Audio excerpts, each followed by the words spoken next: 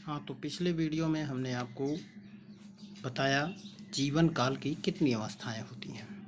किशोरावस्था, प्रजनन अवस्था और जिसे आप जीर्णावस्था कह सकते हैं। और 3 इस प्रकार से अवस्थाएं हैं।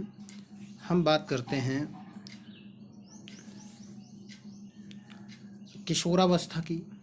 तो किशोरावस्था किसी भी जीवधारी के जीवन चक्र की पूर्व प्रजनन अवस्था है, अर्थात प्रजनन के पहले की अवस्था है, जिसमें जीवधारी के शरीर का तीव्र गति से विकास होता है। इसे कायिक अवस्था भी कहा जाता है।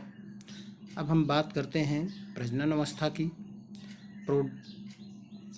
रिप्रोडक्टिव स्टेज की। तो प्रजनन अवस्था होती क्या है?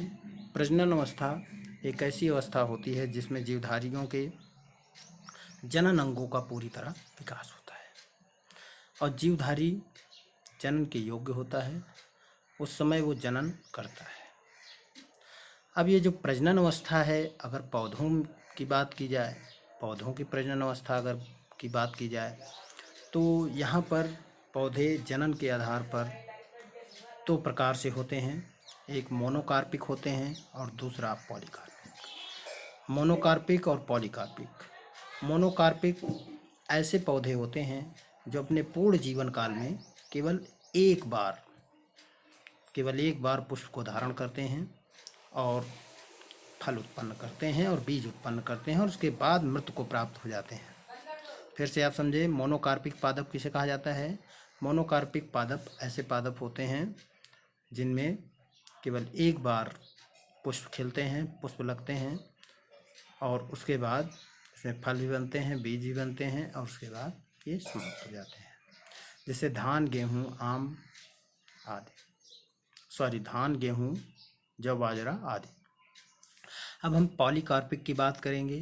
पॉलीकार्पिक ये बहुवर्षीय पादप होते हैं, पौधे होते हैं और ये परिपक्व होने के पश्चात प्रत्येक वर्ष एक निश्चित मौसम में, ऋतु में फल देते हैं या प्रजनन करते हैं।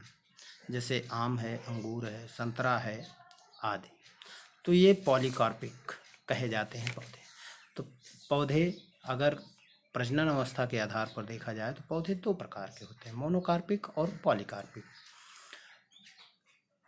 अब अगर जंतु की बात की जाए तो जनन अवस्था के आधार पर जो जंतु होते हैं वो जंतु 2 प्रकार के होते हैं। एक मौसमी होते हैं और एक सतत होते हैं, यानी एक सीजनल और एक कॉन्टिन्यूअस।